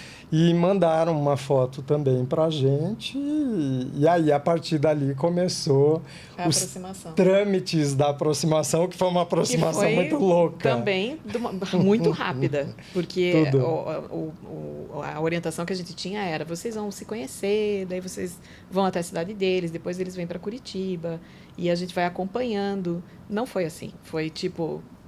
levem essas crianças. Chegou, tá pronto. Tá pronto, como se fosse um pacotinho, tá tudo claro, aqui. Eu digo que a levar. gente teve muita sorte porque o universo faz acontecer o que tem que acontecer. Mas eu também acho que isso é extremamente perigoso, porque eu acho que pais talvez menos preparados ou menos, enfim... Até disponíveis, né? Até disponíveis, poderia dar muito errado. Mas foi o primeiro encontro e eles vieram para Curitiba e nunca mais voltaram. E aonde que a psicologia ajudou vocês? Nesse receber? Eu acho que a gente não consegue ser psicólogo quando a gente é pai, não é? Não. Essa é a hora que vai tudo embora. Eu acho que a teoria, quando você está na calmaria, ela funciona. Mas quando você vai para a prática, começa a dar um desespero, porque é tudo muito diferente. E a gente, dentro de um processo de adoção... como a gente tinha uma faixa etária muito ampla, você não sabia se vinha 1 ou 2, porque era o limite disso. Você não sabia se vinha um recém-nascido ou vinha uma criança maior. Você porque não podia vocês estavam pensar... abertos a um recém-nascido Estava aberto, também. sim. Uhum. Mas você não podia pensar em preparar o quarto, porque não tinha nem ideia do que viria, nem roupa, nada. Aquele espaço era vazio, mas o que a gente tinha era um contato muito interno, né? A gente depois conversou, a gente falava com eles, né? Eu sempre fazia minhas orações na época e sempre pensando assim: eles estão em algum lugar e vai chegar um momento que eles vão estar aqui. Eu acho que isso era muito importante. Então, era um preparo. Para mim, era um preparo disso. E a Sandra também. E a gente conversava muito, trocava essas informações também. E a sintonia que a gente tinha era muito legal. A gente estava disponível àquilo. Não desesperados. Queria e tinha um espaço para receber 1 ou 2 crianças. Eu, por mim, recebia 5, sem problema nenhum. Mas imagina o desespero que ia dar depois, né? E isso fez a diferença. E aí, quando você recebe aquilo, é complicado. Vocês tiveram que organizar todo esse preparo que, quando vem uma gravidez ali natural, faz, né? Que é fazer quartinho, tem ecografia. Você tem 9 meses para preparar. Se tiverem 9 horas. Se a gente tivesse ficado moscando os 9 meses. Vai nascer, vai pra maternidade, passa na farmácia, passa no shopping, passa no... Não tem quarto para criança, não tem roupa para criança, mais ou menos isso. E assim, mas funcionou. Nada, né? Mas funcionou. Eu acho que... Te quebrou de novo no rigor.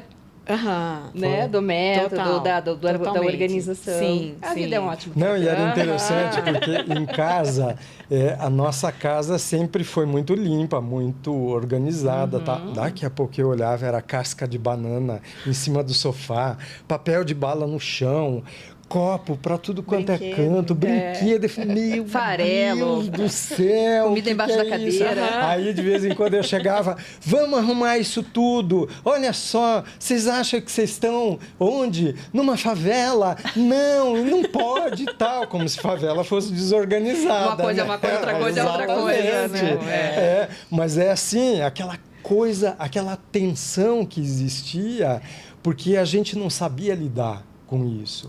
E pulando, e correndo. Porque existe um preparo, né, de gravidez, dos 9 meses, ali lidando com essa novidade, né? Outro dia teve um convidado que ele falou: eu não senti nada quando eu vi a ecografia.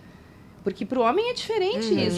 E até, às vezes, eu vejo posts, assim, ou converso com colegas que falam assim: eu te amo desde a primeira vez que eu te vi. O homem fala muito isso. E a mulher fala desde a primeira vez que eu te senti. Né? Porque para o homem é muito abstrato essa coisa de estar dentro da barriga da mulher. Né? Mas existe essa preparação, acho que natural, desse sentir, né? Essa criança ali dentro da barriga, e mexer e tudo mais.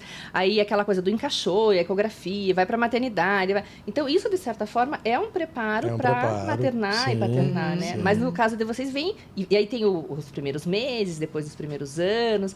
No caso de vocês já veio com uma etapa. Não, já veio várias caminhando, etapas. correndo, pulando, brigando, falando, querendo, discutindo, pedindo, enfrentando. E aí você fala, meu Deus, não era uma criança que só chorava, queria mamar e dormir. Não é. Esse já vem completo ali que você fala, caramba, o que eu faço? E agora? Que já tinha ciúme, ciúme da nossa relação.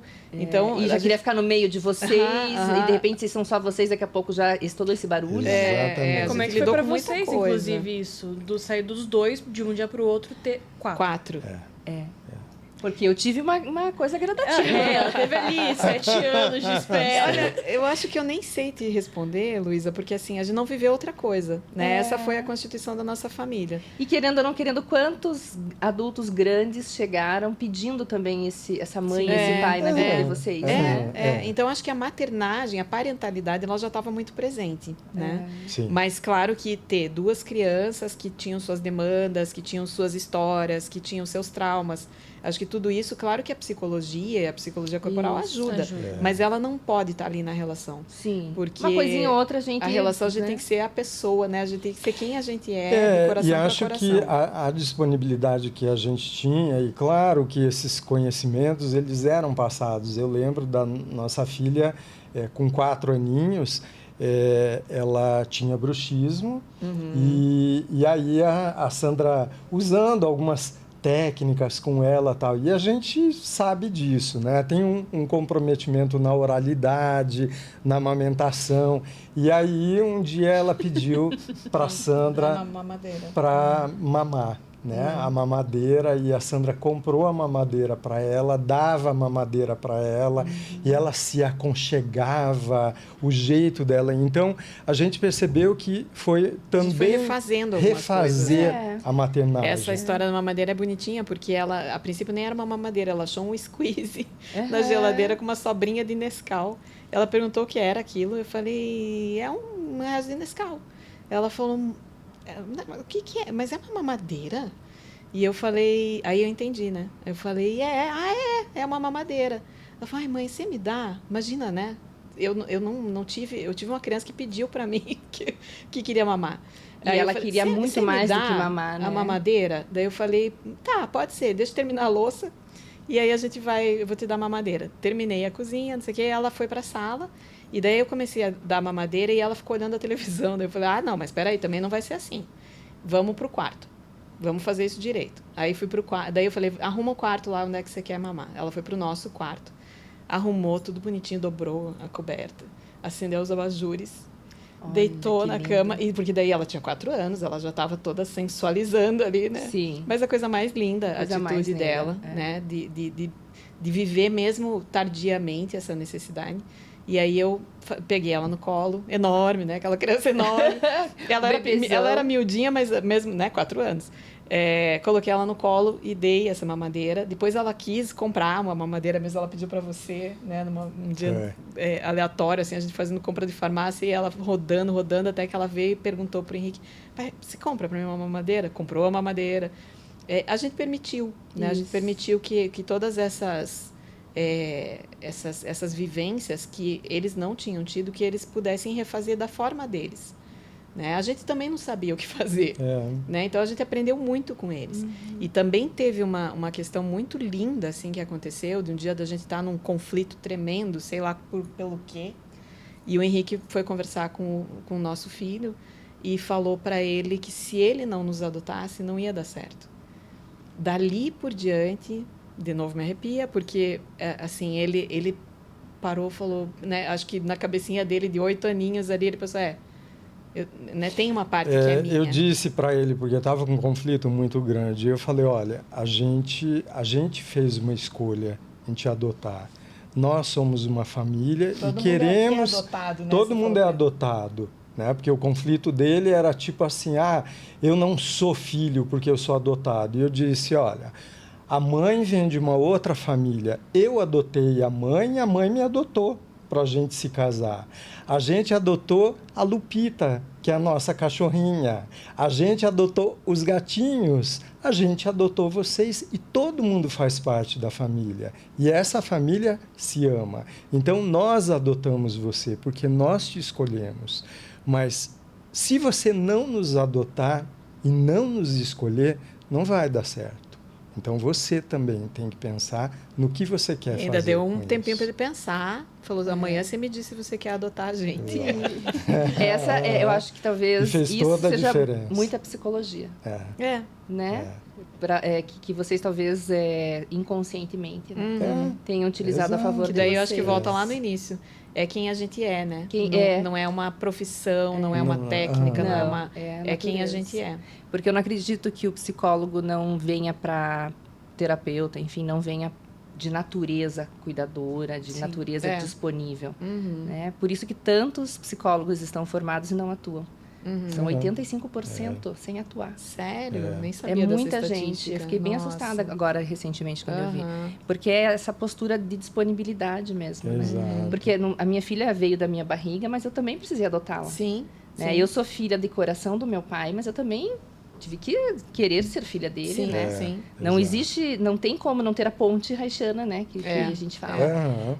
Tem que ter os dois lados Os dois disponíveis, lados. né? Mas essa habilidade de vocês também, acho que também como parceiros de vida, de se conectarem, estarem disponíveis e respeitar como cada um ia lidar com isso, né? Você de permitir essa amamentação tardia, mas que se resolve aí talvez muitas coisas, né? A Lara, uma vez, aos 7 anos, me pediu também que queria mamar, mas ela queria mamar no peito. E eu acho que eu só consegui oferecer isso para ela por causa da psicologia corporal, né? De sentar com ela já aos 7 anos, e oferecer o peito e deixar que ela fizesse a sucção. Tendo plena consciência, e talvez muita coisa inconsciente que eu não sei, de que aquilo era necessário para ela. E que a minha disponibilidade, talvez que tivesse faltado lá atrás, ali naquele momento podia ser disponível, né? Rematrizando Se isso, rematrizando. Dela dizer, ai mamãe, o teu mamá tem gosto de leite de coco. Mas não saiu nenhuma gota, gente. Para ela saiu Para ela deve ter saído muita coisa, né? Muito bom. Então, muito pela disponibilidade que eu também fui permitindo ao longo do tempo. E essas né? brechas que acontecem, eu acho que a adoção, claro, né, é um tema que a gente pode ficar horas falando sobre isso. E esses desafios, eles foram muito importantes para a gente. Depois a gente vai recebendo casais, pais adotivos que desistiram da adoção ou que estavam no processo de adoção. Então, a gente pode ajudar muitas pessoas também nisso, porque é um desafio. E ter uma criança adotiva, e principalmente a adoção tardia, é um desafio muito grande, porque você tem que dar amor, mas você tem que dar limite também. Eles pedem limite o tempo todo. de qualquer forma seria assim, né? Sim, ele vai ser assim, mas eu acho que às vezes isso nos assusta pelo fato da gente não saber o caminho que você vai seguir. Aí vem o que Reich diz da autorregulação. Ela funciona quando você deixa o ambiente harmônico também, quando você tem essa possibilidade.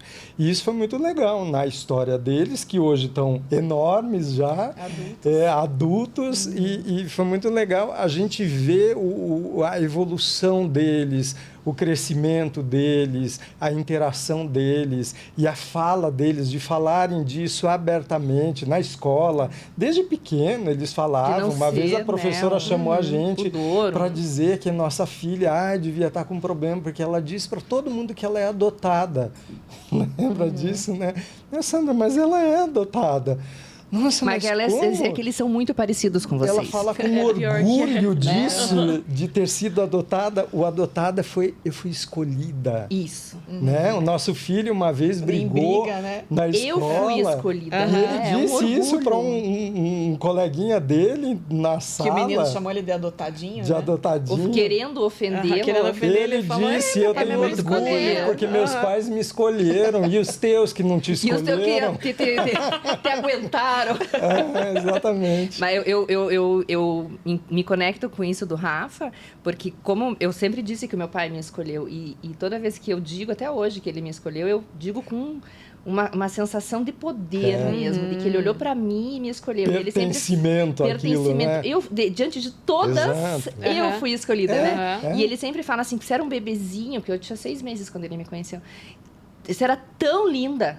Tão linda. E não pensou 2 vezes, né? Não pensou 2 vezes. E hoje, toda vez que eu uso salto alto, eu fiquei um bom tempo sem usar salto, agora eventualmente eu tenho usado. E quando eu escuto o tec-tec do salto, eu sempre me lembro de uma conversa que nós tivemos, acho que eu tinha uns 15, 16 anos, e estava muito afastada dos meus pais, né?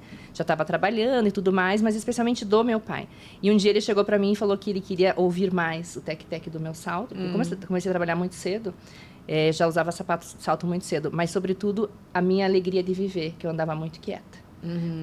Sempre que eu escuto o barulho do salto, que eu uso um salto, eu me lembro disso.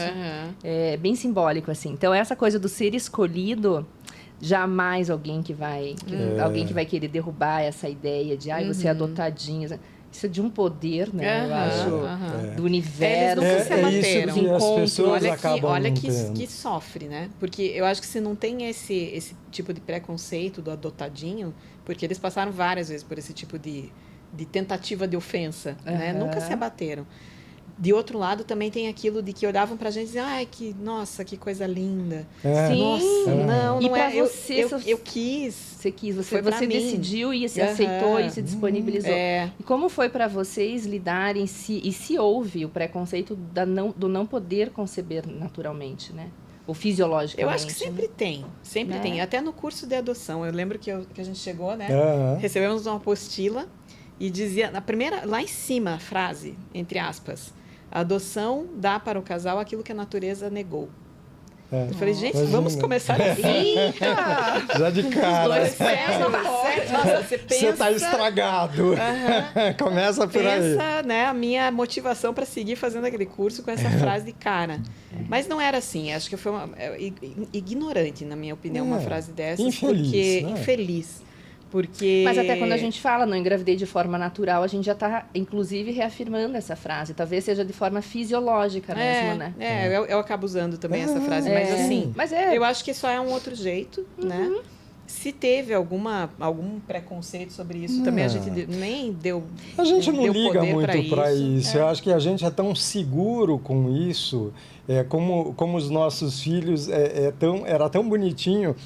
Às vezes a gente ficava preocupado quando eles traziam alguma informação de me chamou de adotadinho, não sei o que, tá? A gente se preocupa, né? Mas para eles era tão tranquilo. E o orgulho, quando eles olhavam para a gente e mostravam aquele orgulho de terem sido escolhidos. E aí você fala, caramba, nossa, eu também queria ser adotado, né? Porque olha, tem os benefícios. Que legal isso, né? Eu acho que o fato deles lidarem de uma forma tranquila com se isso. Acalmando, né? Foi tudo se acomoda, muito né? Sim. tranquilo. E refazer a história, porque tinham partes da história deles que nós não tínhamos, eles não tinham também. Na escola pediam trabalhos que, meu Deus, era assim, agora traga as fotos de você bebê. Nosso filho chega lá, pai, mas você tem foto minha, bebê? Não tem, não existe foto tua, bebê. Vamos construir. Lembra disso? Fui pegar a revista e fui construir fotos dele, que era como chama? Uma apresentação que tinha que fazer um cartaz. Aí a gente vai recortar fotos de bebê. O que você acha? Qual bebê você acha que é parecido com você? Como que você se enxerga, isso aqui, né? E isso foi importante para ele, né? Porque ele via que ele tinha um lugar também, ele tem uma história. E era muito aberto isso. A história era essa. Né? E a agressividade dele, às vezes, de chegar assim, de lembrar de coisas da adoção e ele ficar com raiva. E a gente sempre disse, não fique com raiva da sua mãe biológica, porque graças a ela, vocês estão aqui com a gente. Né? A gente fazia nas orações que ensinavam, que a gente ensinava a eles, sempre pedia para agradecer.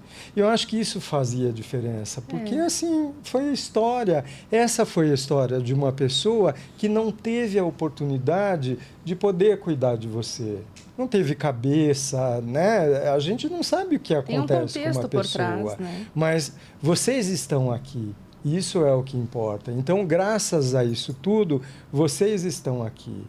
Então, graças àquela assistente social que não fez o que deveria ter feito, né? Eles apareceram 9 meses depois, e aí assim, nosso filho, ele nasceu em 2002, que foi a época que a gente começou o processo todo. Olha. Em 2001 a gente começou, ou seja, a gente tinha começado essa história antes, que era quando ele estava sendo preparado e foi gestado, e a gente dentro do esquema todo, então ele já tinha nascido.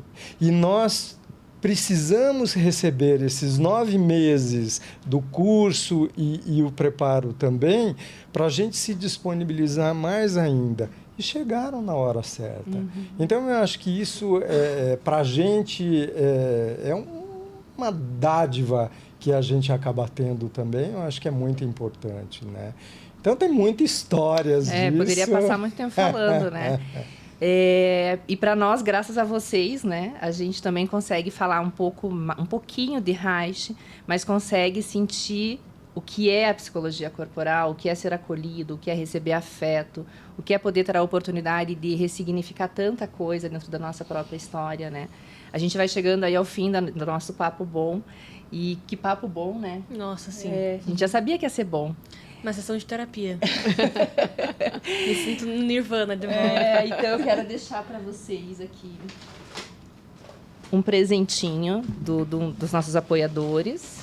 2, para não ter briga, porque vocês são parceiros, mas também, né? Merecem cada um o seu. Muito obrigado.